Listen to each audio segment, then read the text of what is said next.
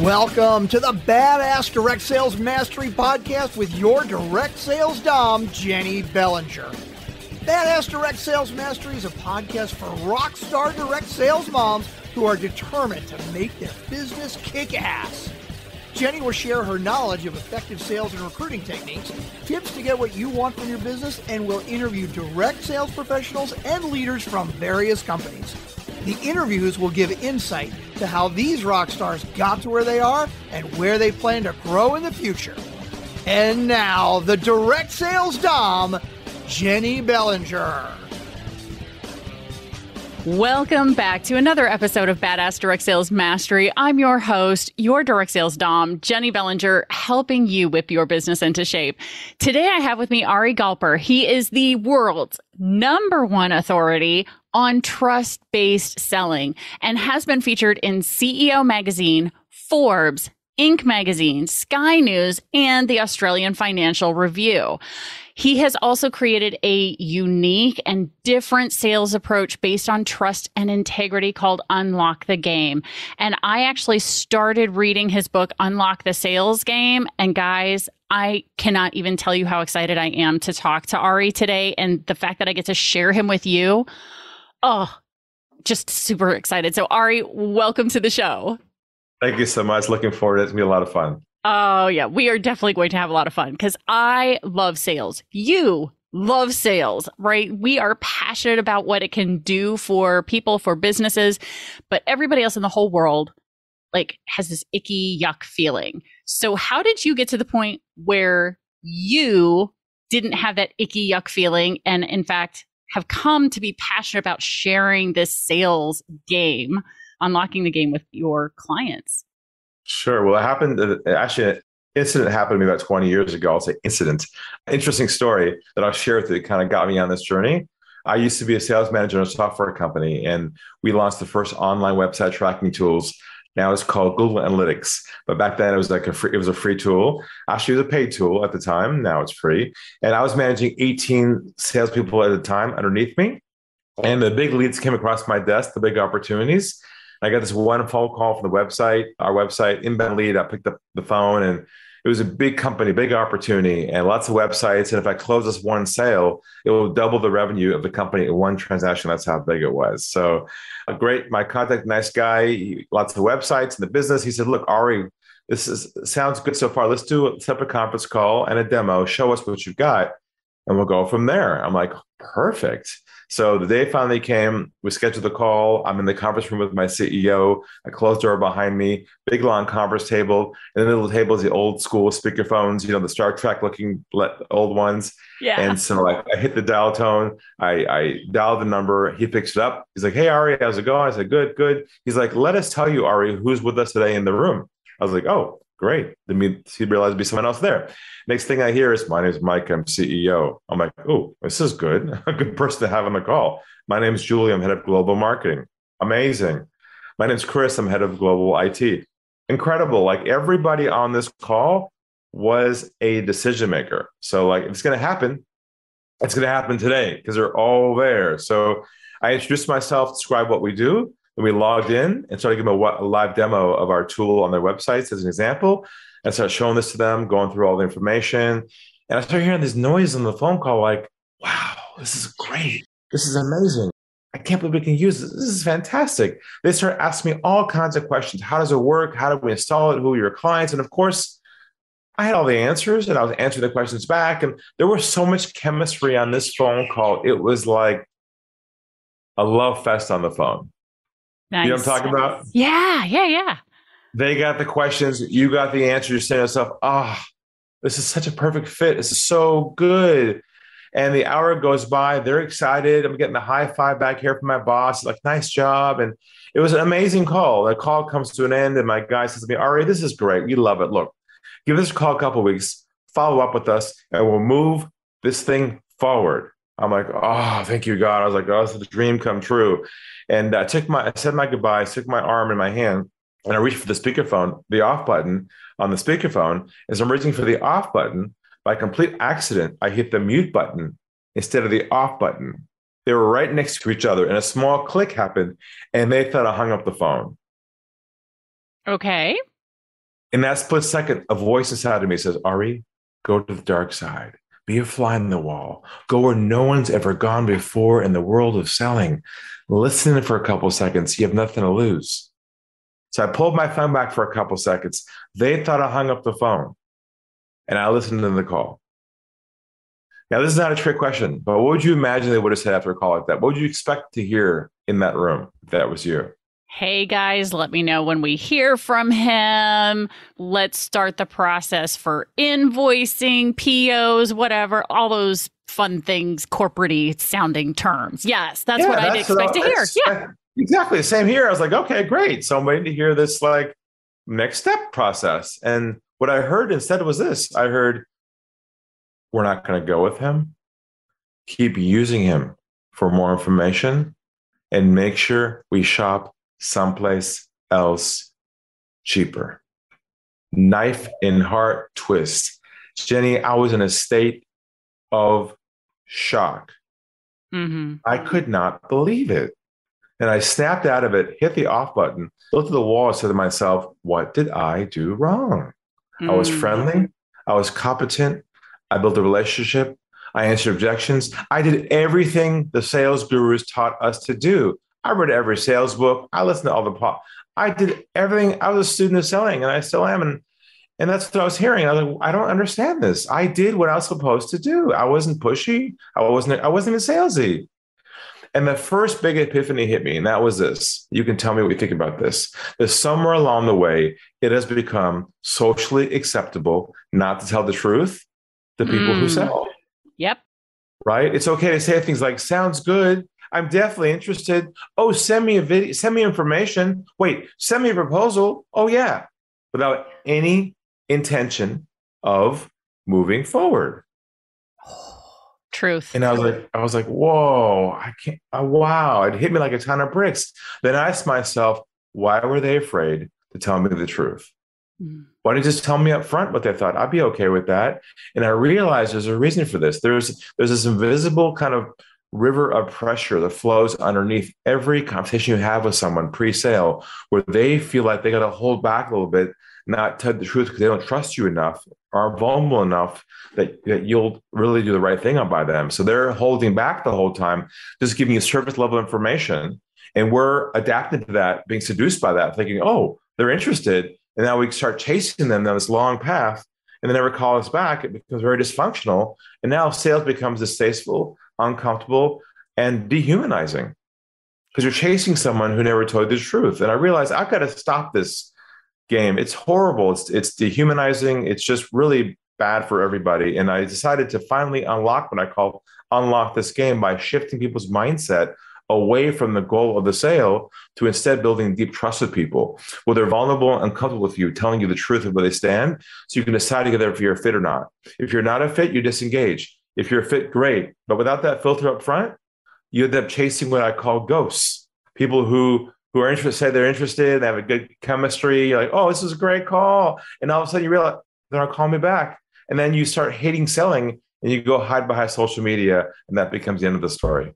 Yes. Oh my gosh. You just told the story of what every one of my listeners is going through all the time right now, because they're in already. So already we're coming from a position of perceived dispower because direct sales, network marketing, MLM already has a bad rap for that persistent salesperson, the relentless salesperson, right? Who won't leave me alone. And all of it orients from what you just talked about, that nobody's telling the truth. Yeah, so there's some deep conditioning that we have all embedded in our subconscious over the years about what selling is. That's still so alive in the back of our minds that we can't help but exude certain behaviors that still exemplify that from the 1980s. It's an old way of thinking, and we're trying to break out of it, but we're not sure how to do that. And that's where everyone's stuck right now. They got one leg in and one leg out. They need to sell to make a living, but they don't want to be that person that sells. So now, who are they? How can they be authentic in the process if they can't communicate with people in a way that feels right for both people? That's why some people are frozen right now in how they do things, because They don't want to be that guy or that gal. And so I've developed a whole mindset shift and methodology and languaging that basically replaces all of that with being authentic, being effective without having to compromise your integrity. Mm. And that's really that fear comes from, I don't want to be, and I'm putting air quotes around this because people are listening, right? I don't want to be that person, right? So going through and knowing all this, it obviously starts with, and I, as I mentioned in the intro, I already started reading your book. So I know you have these 3 core principles on which the whole thing is based. So let's dig into those a little bit. What are the 3 core principles to help people unlock this game? Sure. So what I'll do is I'll address 2 today. And then what we'll first do, if we wouldn't mind, let's cover the myths first, sales myths, because I got to clean out the mental hard drive first before I can put new stuff into it. Love it. It's like a little sales therapy here. We have to kind of like go through a little bit of a process to get this right. But let me kind of cover some of the core myths that are probably still lodged in the back of everyone's minds. Yeah. And number 1 is this one. The sales is a numbers game. Right? I'm sure you heard that before, where the whole idea is the more contacts you make, the more calls you make. Well, of course, you should create more sales. Well, it turns out we discovered in this economy now, it's not about how many contacts you make.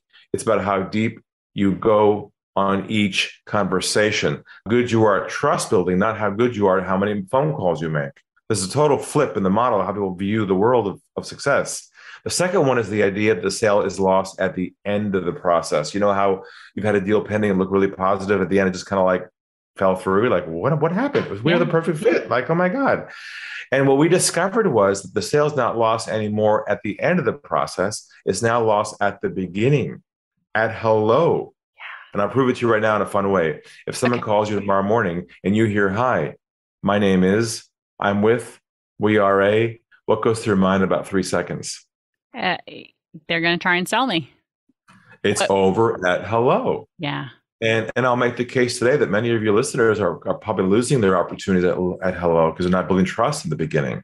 They're trying to, but they're not quite getting it quite yet. And that's where the rub happens. And the last one's a big one. The idea that rejection is part of the sales process. Meaning, you've heard this before. If you can't take a no, if you're not tough enough, if you're not thick-skinned, then you're not made for success. You can't make it out there in the real tough world.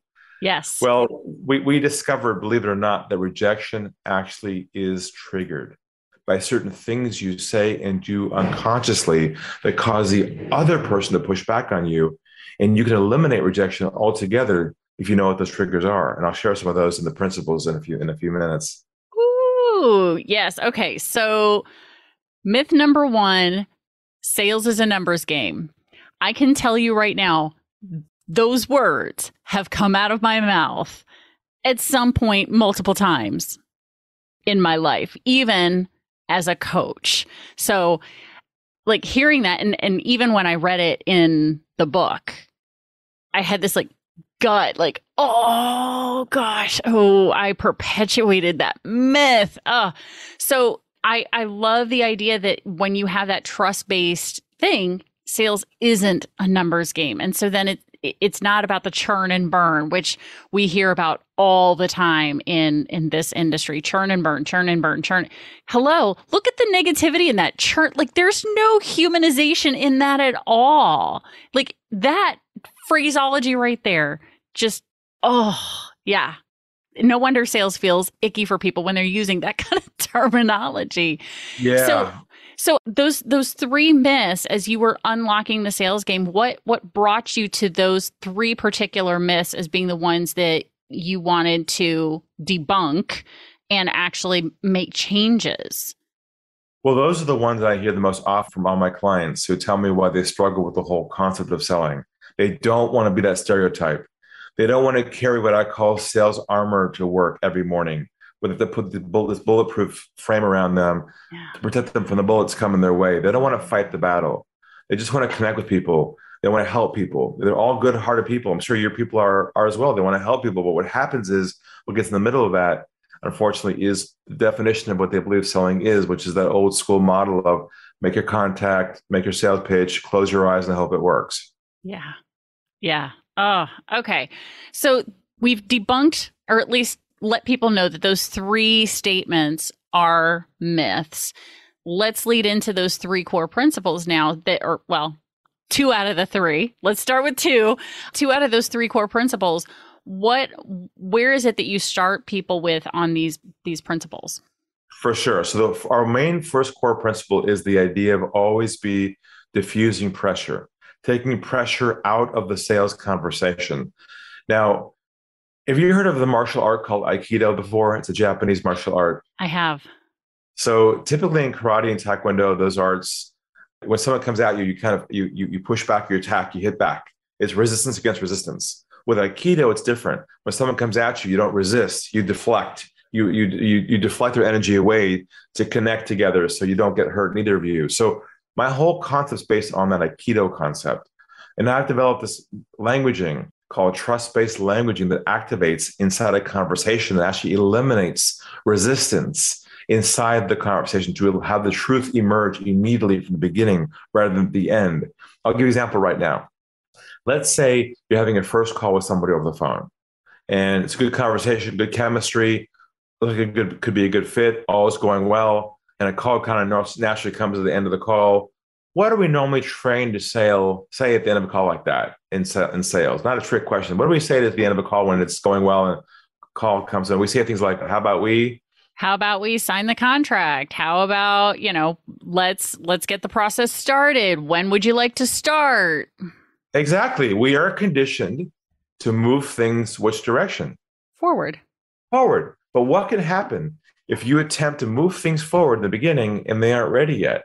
What do you break with them right there early on in the process? Trust. You break trust. Exactly. So same scenario, our mindset and our languaging, call's going well, call comes to a close, rather than saying, hey, how about we move forward? What we say instead is this. We say, where do you think we should go from here?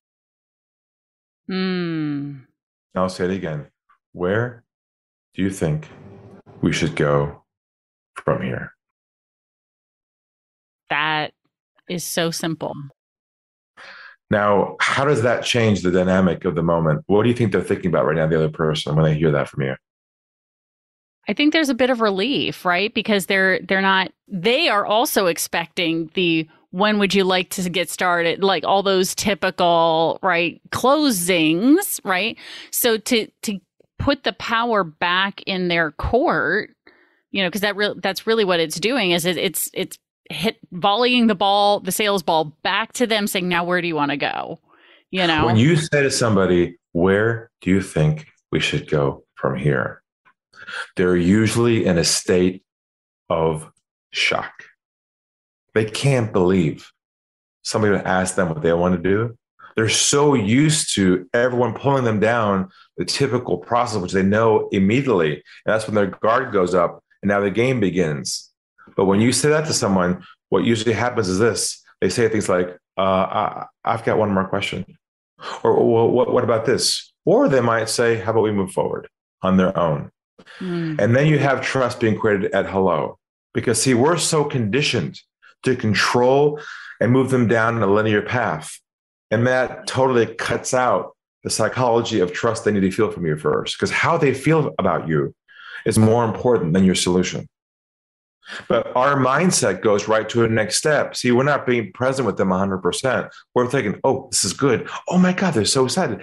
Oh, this could be 3 units. This is my download. See, we're already on step number 4, and they're way over here going, do I trust her? Do I trust her? Do I trust her? Do I trust her? See, they really don't care about how you solve their problem. What they care about is if you're the one to do it or not. And we've never been taught before how to build deep trust with people. Now we do it naturally at home with our partners and our kids, but when we go to work and business, it all breaks down. You see, because we feel artificial, robotic, and now we're kind of awkward, and now we kind of fumble the ball, like, this does not feel right for me. And then we push even harder, we make a couple of sales, and only the few at the top rise because they can muscle their way through the process. And when you understand this languaging and this model, it just makes everything so much easier, more pleasurable and successful.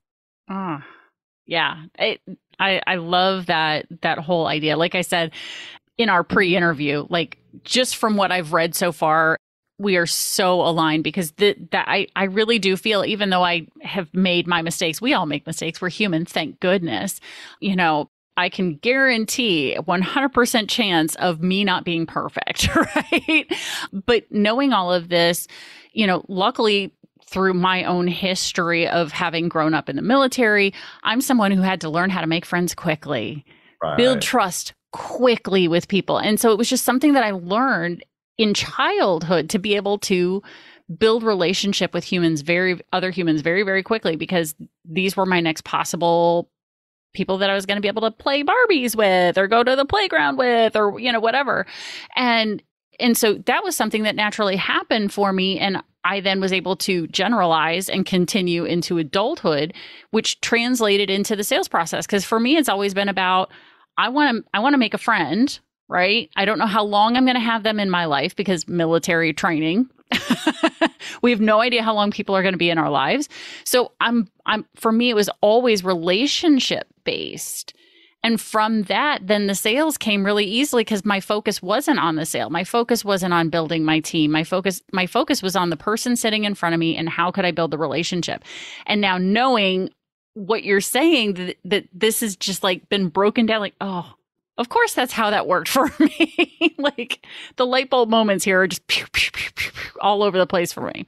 So many people have in their subconscious the right model of how they want it to be, but consciously they can't get it out. It's stuck inside them. And what I've done is systematized that subconscious feeling into a normal, natural process you can learn and actually succeed at.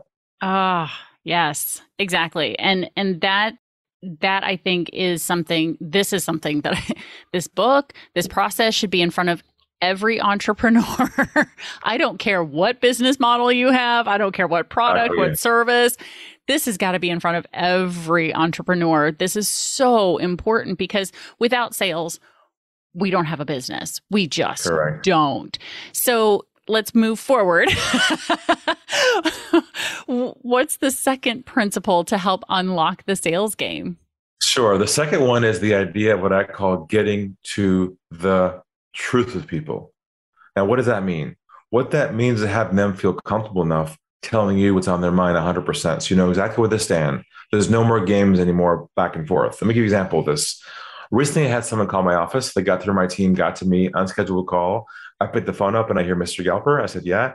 And the gentleman says, hi, my name is John Johnson. Change the name. I'm with XYZ company, big company. We're looking to bring someone in to change our sales focus and our thinking of our whole team. Look at you and a few other people. We'd like to know, first of all, why should we go with you? Why are you the best? And give me your best sales pitch. He says this to me, inbound call. Right. Now, I'm a human being too, big company, but I got centered into my philosophy. I lowered my voice and I proceeded to say this to him. What I said was this. I said, well, isn't that interesting? And I paused for a minute and I said, over here at our company, we have a very similar process to you. We ask some questions, gather information to see if we're a good fit. And if we're a good fit, we decide where to go from there. And I said to him, would you be open to that? That's all I said to him. Not a word on the phone next. I was like, oh man, is he still there? And then he like breathed across the phone, like a breath of relief came across the phone. It's almost like he lowers his shoulders. He became a human being again. He lowers his voice and he says to me, okay, what kind of questions do you have for me? Next thing I know, within 5 minutes, I discover 1, he's not a decision maker. 2, he has no budget.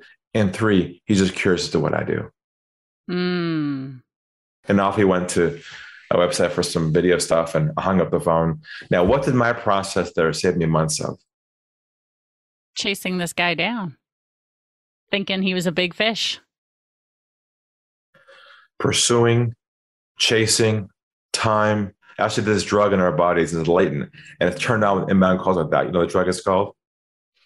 It's called hopium. You know, the hopium. I got the call. Oh my God, I got 5 more downloads. I'm so excited. On the board, deal pending. You're like, oh my God, I got, you know, the hopium drug. You're so full of excitement because it sounds so good. You're like, everything you wanted to hear came right at you. And then, of course, the hopium just disappears when you call them back and you follow up and you get their voicemail like, what? They're not calling me back. Well, what's going on here? Then you go to your computer, open your email up, and you would type a note that says, hi, I'm writing you to follow up on our last conversation. And I'm going to ask you and your listeners to take an oath with me right now, a verbal oath, to never again, after today's call, use this phrase in your whole career. And here it comes. Now, if you've been in sales for a long time, this might hurt just a bit. Okay, so I'm going to ask all your listeners to never again, as of the recording, use the phrase follow up ever again, forever, as of today. I can swear to that. What's the only industry in the world that uses the word follow up mostly? Sales. Yes. Hi, I'm calling to follow up. You're immediately associated with the stereotype. Even though your heart's not there, the words themselves connect you to that image everyone hates. There's a few more classics. Remember from the 80s? I'm giving you a call to touch base. Oh, yes. Checking in. Yes. It's so we still use it on email. I'm sure if I had your listeners raise your hand right now, I'd say, how many of you in the last few weeks wrote an email saying, hi, I'm writing you to follow up? And you're like wondering why sales is so painful because you're still using the languaging that we've used ages ago. So I'm going to give you right now the phrase to replace that with from my trust-based languaging archives. Here it is. I'm giving you a call to see if you have any feedback from our previous conversation, any feedback from our last meeting, any feedback from our proposal. See, feedback's not going forward. Feedback's going backwards, away from the sale. When you take momentum out of the process, that creates the trust. When you add momentum into it and try and move them forward, you break trust, which is so contrarian. It's so countercultural to how we believe selling should be. Oh my gosh. I wish people could see this right now, because even though we have our video on, I literally just had this aha moment, because my background isn't, my degree is in psychology. So I know how human brains and thinking work. And yes, yeah, that whole idea of, instead of trying to push things forward, but indeed say, hey, what feedback do you have from our last conversation? Let's take a step back, not a step forward. Yes. Oh, because again, that takes the pressure off, because every other salesperson, sales coach, they talk about increased tension, push harder, more pressure, more heat, all those things to turn this chunk of coal into a diamond of a sale, right? We have been conditioned our whole lives to attempt to move things forward. Mm-hmm. And when there's resistance and you try and do that, it's over. Yep. You don't know it till all the way at the end of the chasing game when it's most painful. The sale's lost in the beginning, not the end. Oh, gosh. Yes. So you've been doing this now for years, decades, 2 decades, right? That you've been teaching this. What are some of the great success stories that you have from people that you've taught this process to, that you can share here to let people know, look, this process actually works. Here, let me tell you about so-and-so. I get them all the time, but I had one recently. I'm launching my new book this year called The One Call Sale. Ooh. Which is coming out. And that's the pinnacle of my work, where I compress this trust-based model into one single conversation with somebody. There is no more follow-up. There is no more chasing. There is no more games anymore. Where you neutralize and you get the truth on one call with someone, whether it's a yes or a no, without a close and no pressure at all. It just happens naturally. And so I have a financial advisor who approached me having a challenge in that he has multiple steps to onboard somebody: a qualification call, a relationship call, application, all these kind of steps. And he tells me he loses people all the way down between those steps. They go into a black hole. You try to chase them afterwards, just get them on the phone again, and great call, and they disappear, and he's being shopped around. And I said, wait a second here. Why do you have 4 or 5 calls? Let's just make it one. He goes, what? Let's just build enough trust at the begining so you get to the truth. and you know if you're a fit or not. If you're not a fit, you disengage nicely. If you're a fit, you onboard somebody. And so he's now shifted his whole model to the one call sale process. And he's now converting at 100% of every single qualified lead he gets. Now, you know what that means? That's that whole concept is almost way hard to believe. It's like the idea of Elon Musk saying we're going to go to space. Like, what? No way. Because see, what I discovered is this, that they've got a problem. You got a solution, right? Straight line of sight. I mean, it's a straight line of sight. What gets in the middle of that? Us. We fumble the ball with all these different sales techniques and processes and all these games. And then we wonder why it's so difficult. But really, if you strip out all the sales things that you know you should be doing from the old way, you just enter the conversation almost like a doctor-patient relationship. We're the doctor and they're a patient. And you're basically x-raying their problem to help them solve it. Then there is no resistance anymore. It's all removed. And then you get the truth very quickly, and it's either a fit or not a fit. And that's really what my book's about coming out. Oh, I love that. Because imagine, I imagine for myself, because I've already got a pretty decent closing rate with a qualified conversation, right? And closing rate, again, sales conversation, right? Sales verbiage. But I can imagine that in learning that process for a one call conversation that lets you know whether or not fit or no on both sides, that's a time saver right there. I mean, frustration saver, relationship saver to be able to do that. Oh my God. So when's the book coming out? This year. It's funny because a lot of people tell me the same thing you just said to me, which is, I have a pretty good conversion, right? I get the X 10 out of 12, whatever. And they're pretty proud, which is something to be proud of. But what the whole concept is here, it's not about how much you're making. Right. It's about how much you're losing. Yeah. And you're probably losing 80% and you're probably earning 20%. That's typically 80-20 rule. It might be less or more, but the whole point is, see, our brain focuses on, oh my God, I got 4 this month. Such a good month. I'm so excited. But you turn your head, but I lose 30 because I had 30 calls, didn't convert. And you're like, what? The real money, the real treasure is how much you're losing. You focus on just what you're not converting. If we can focus only on that, what's my specialty, building trust and converting, then you change everything. And now you become wealthy because every call you have with someone who's qualified is onboarded. Nice. I love that. I love that. Well, I could talk to you forever, Ari, and I'm already invited you to be on my summit. I already know like 3 other podcast hosts that I need to get you in front of because they're going to want to share this information with their audience too, because the reason they're friends of mine is because we're aligned in that we don't push, we don't do any of that. So I would love to introduce you to those people as well.